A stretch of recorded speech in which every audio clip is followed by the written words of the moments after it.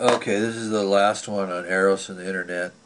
Uh, I could have gone into more detail about a lot of stuff I said, and I don't think I really need to. I think people are smart enough that they can take this and think about this stuff for themselves. You know, I don't have to explain everything, but I can kind of hint at things and then give you things to observe and pay attention to. But I want to get into chat rooms. You know, I've said men can learn something about warming a woman up from the inside by going to the dating websites and read the profiles and what women want. There's instruction there. Women can find out something about warming up the man from the outside by going to the porn sites and not getting too offended by the excess there. And of course the excess there is related to just what I said before about the development of these psychic parasites and masturbation and so on. Men under the influence of fallen Eros are driven to want certain kinds of stimulation, and their fantasy life is not what they do in reality. They will try in a situation with a lover to get her to be the fantasy that they have, and the woman will do the same thing, be the fantasy that I have. The fantasies are different. And one of the things to understand and one of the things to confess about is the nature of your fantasies that you bring to your life as a sexual person. But in the chat rooms, I want to add one other thing, okay? Remember the four-body problem? Okay, when you're in the chat room, or when you get involved with another human being, let's say you meet someone and you start to have a conversation with emails, there's a real danger there, and the real danger there is because you're not in the same room with each other. Okay? The physical body is not there. And by and large, the influence of the ethereal or life forces body is not there.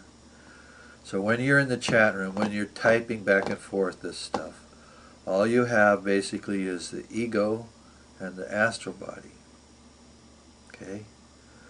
And these, when they're separated from their normal connection to the rest, in this video, I'm sort of here in a way, and you're there, and it's a little bit better.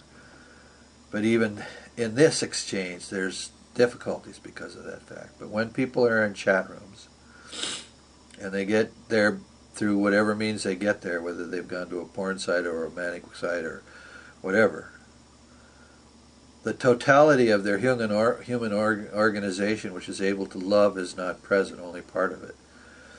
And to a certain extent, the ego or the egotism element, that part of ourselves which is not able yet to love selflessly, but which approaches other people with selfish reasons, and that part of which is, you could say, is our unredeemed astrality. We haven't woken up to these elements of our desire body. They're what can be mostly present in the chat or the email exchange. So it's no wonder that people tend not to actually get connected, and I actually went through this with another human being.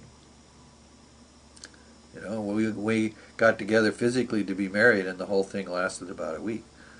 And the reason these things fail is because,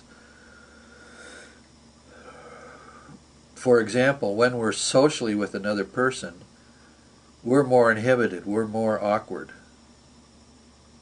And this is a good thing, all right?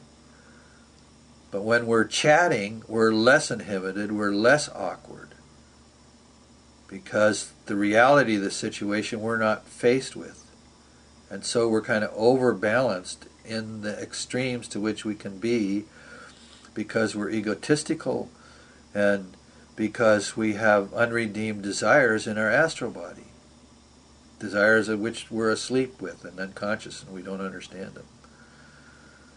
So not only do you have porn and romantic websites, you have the dangers of the chat room, and the chat room dangers come from the fact that there's too much I, too much self, and too much unredeemed, unmastered desire at play in the chat room.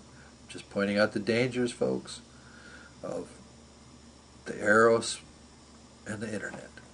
And I hope some of this has been useful.